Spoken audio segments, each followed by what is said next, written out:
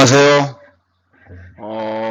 중간고사가 끝난 지 얼마 안 돼서, 중간고사 준비를 열심히 한 학생들은 아직도 좀 피로가 풀리지 않았을 텐데, 더군다나 줄다리기까지 하느라고 오늘 하루 고생 많았습니다. 우리가 앞으로 남아있는 단원이 세 단원인데 시간이 많지 않아서 내일부터는 우리가 이제 진도를 좀 더 빨리 진행을 해야 될 것 같아요. 그래서 첫 번째 단원, 유전과 진화, 단원부터 공부를 하도록 하겠습니다. 먼저 첫 번째 유전 단원, 그 다음에 맨델이 발견한 유전의 기본 원리가 이제 우리가 해야 될 첫 번째 주제인데요. 교과서 273쪽 되겠습니다. 자, 이번 시간부터 3시간 동안 우리가 학습해야 될 목표는 맨델의 완두 교배 실험을 통해 유전의 기본 원리를 이해한다인데, 이 기본 원리가 우열의 법칙, 그 다음에 분리의 법칙, 그 다음에 독립의 법칙, 이 세 가지가 있어요. 이 세 가지 법칙을, 원리를 이해할 수 있어야 하겠습니다. 자, 우리는 부모를 자식들이 닮는다라고 하는 걸 경험적으로 잘 알고 있습니다. 옛날 사람들도 이런 것을 알고 있었고, 일부 과학자들은 왜 그렇게 부모를 닮을까? 이런 생각들을 했어요.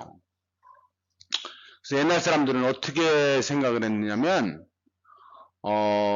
이런 식으로 부모가 예를 들어서 빨간 형질을 가지고 있는 아버지와 하얀 형질을 가지고 있는 어머니, 이 하얀색이 잘 표현이 안 되는데, 하얀색을 가지고 있는 어머니 사이에서 자손이 나오면 이 자손은 부모의 형질을 반반씩 닮아서 이렇게 중간적인 형질을 갖게 된다고 봤는데, 이걸 보고 융합론이라고 해요. 융합설. 그래서 이거 좀 쉽게 설명하면, 부모가 가지고 있는 형질이 마치 물감처럼 생각하면 돼요. 물감. 그래서 이제 아버지가 빨간 물감을, 어머니가 하얀 물감을 자손에게 전달해주면 두 개의 물감이 섞이면 이제 분홍, 그 중간 색깔이 될 거 아니에요? 그 중간 색깔. 그래서 이제, 이 이론은 부모가 자손에게 물려준 것이 섞여서 하나가 된다는 거죠. 이 이야기는 부모의 유전자와 자손의 유전자가 달라진다는 거예요. 합쳐져서 달라진다. 달라진다. 부모가 가지고 있는 유전자와 자손의 유전자가 달라진다라고 하는 거죠. 달라진다. 변한다 그런 얘기예요. 변한다. 즉 유전자가 있다면 이 유전자가 변한다라고 생각을 하는 거예요. 변한다. 과연 그럴까요?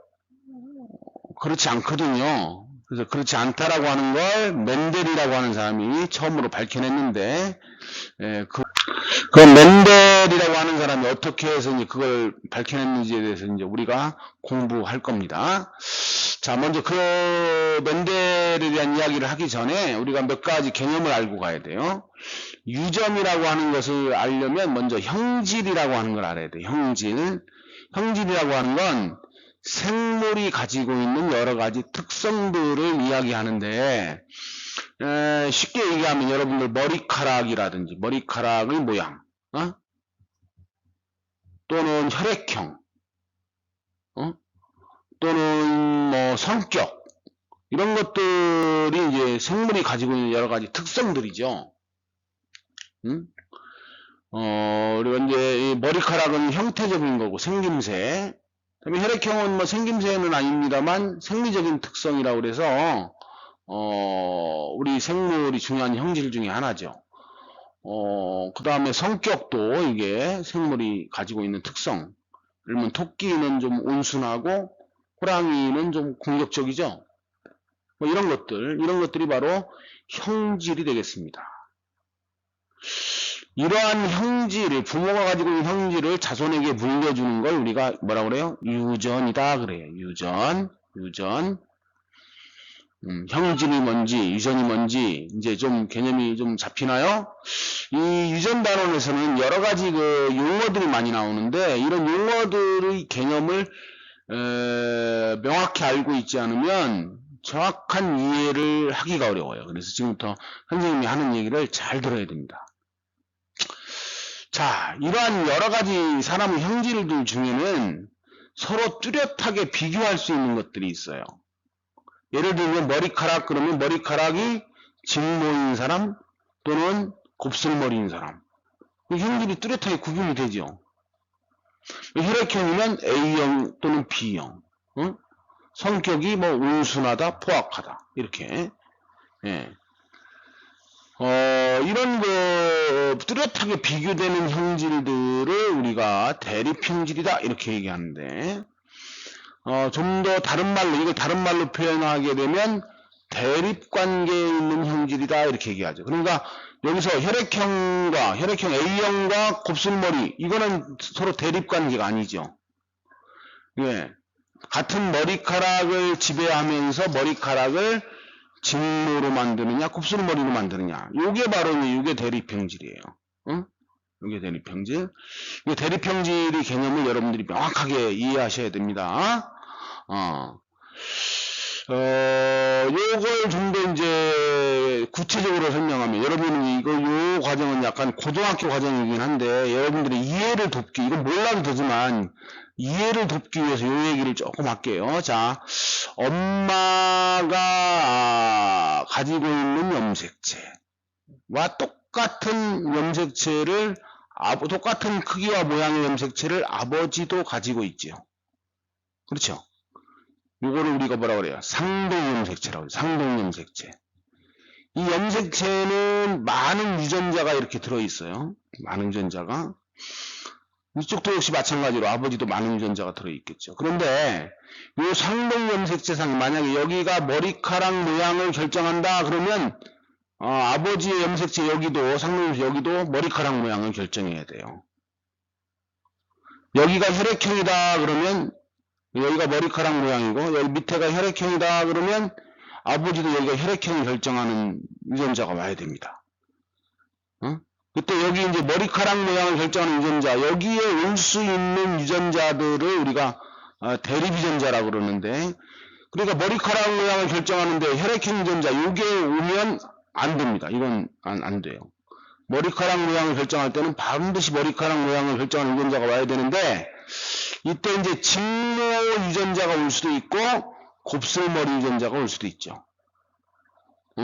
요때 요 두 개의 유전자를 우리는 대립 유전자다 그래요.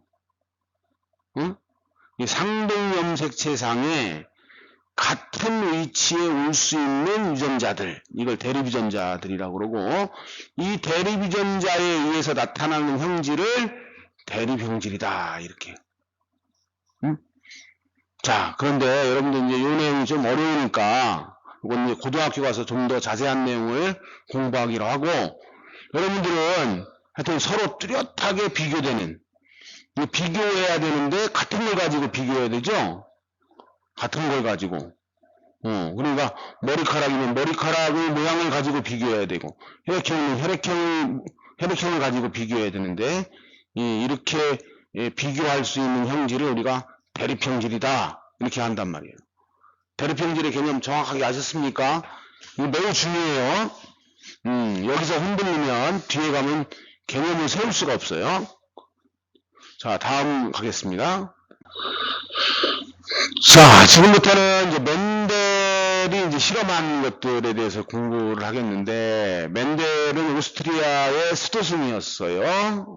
신부님이었죠.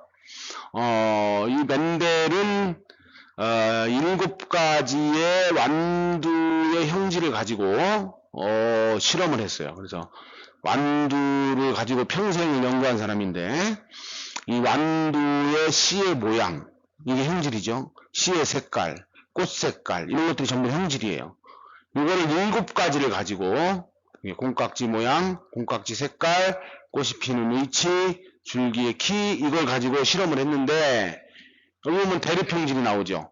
씨의 모양이 둥근 것과 주름진 것, 씨의 색깔이 황색인 것, 노란색인 것과 초록색인 것, 꽃 색깔이 보라색인 것과 흰색인 것, 뭐 이런 식으로 이 대립형질을 구분을 했습니다.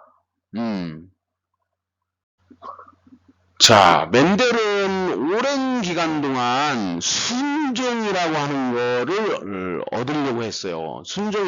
왜 멘델은 순종을 얻으려고 했냐면, 어떤 둥근 완두콩을 심으면 항상 둥근 콩, 완두콩이 자라가지고 항상 둥근 완두콩만 열리는데, 어떤 둥근 콩은요, 이게 둥근 완두콩도 열리고 쭈그러진 콩도 열리더라, 그런 얘기예요.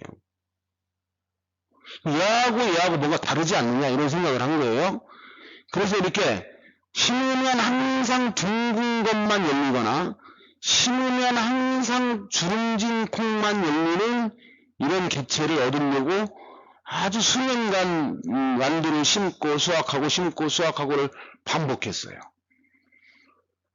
그래서 이제 멘델이 어떻게 했느냐면, 요 둥근 것과 주름진 것을 심은 후에 자가수분을 시켜가지고, 자가수분이란 말이 나오는데 어려운 말이죠. 다음 그림을 보면 여러분들이 이해할 수 있는데, 요 자가수분을 해서 항상 같은 것만, 항상 둥근 걸 심으면 둥근 것만 얻는, 이런 순종이라고 하는 걸 얻었습니다. 어떻게 얻었냐? 자, 여기 보면 지금 그림이 나오는데, 지금 여기 보면 꽃 하나에 암술이 있고, 요 가운데 암술이 있죠? 요 암술이 있고 밖에 수술이 있어요. 요때 요 붓으로 요 수술에 있는 꽃가루를 암술에게 묻혀주는 거예요. 응? 여기 수술에 있는 꽃가루를 암술에, 이걸 자가수분이라고 그래요. 같은 꽃 안에 있는, 그러니까 이게 예를 들어서 이거 완두가 하나 있고 이거 완두가 하나 있어요. 여기 꽃이 폈습니다. 꽃에 여기 암술이 있고 여기 이제 수술이 있겠죠. 여기도 이제 이 꽃도 암술이 있고 여기 수술이 있을 텐데, 자, 여기 있는 꽃가루를 여기 있는 암술에다 묻혀주면 이거를 우리는 타가수분이라고 해요. 타가수분. 여기서 수분이란 말은 꽃가루를 묻혀주는 걸 수분이라고 그러거든요. 꽃가루를 묻혀준다. 타가, 이거 다를 타자죠. 다른 개체의 꽃가루를 묻혀준다, 그런 얘기예요. 근데 여기서는 지금 어떻게 했어요? 그러니까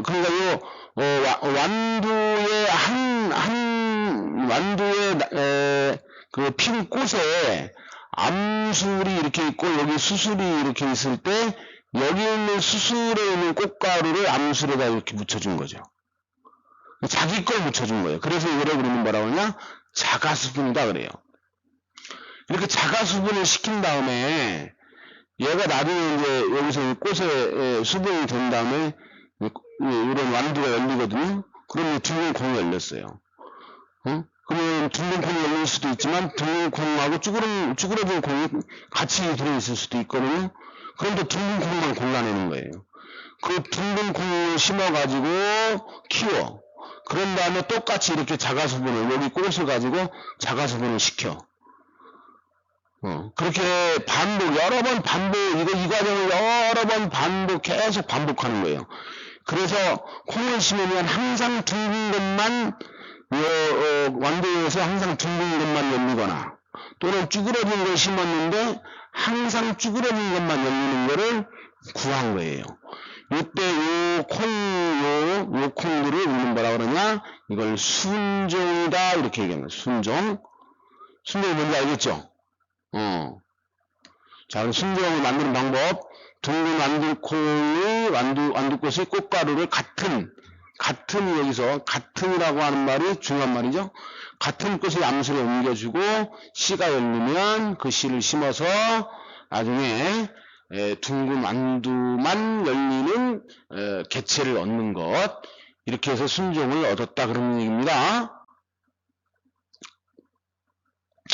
자, 다음은 이렇게 순종을 얻은 다음에 이거를 교배 실험을 해서 교배. 그러니까 둥근 콩하고 쭈그러진 콩을 서로 교배한 거죠.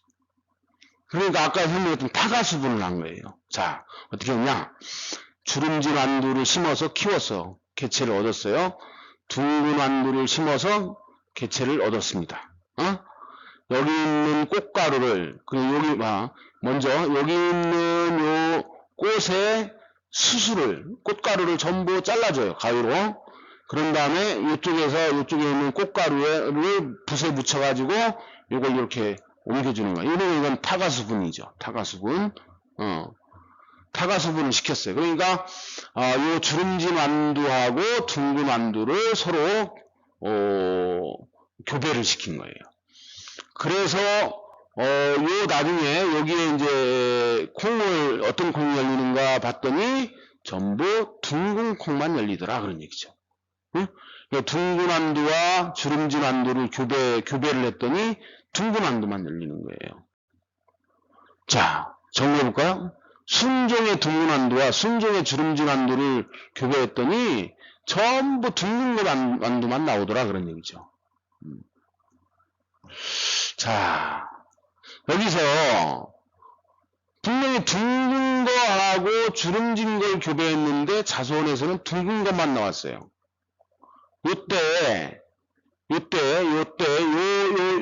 두 개를 분모 세대를 교배해서 나온 요거를 잡종 1세대라고 그래요. 1세대. 응?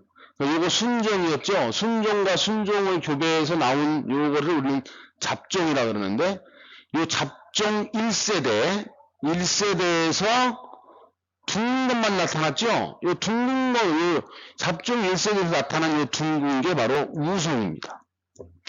그러면 1세대에서 주름진 완두의 형질은 나타나지 않았죠.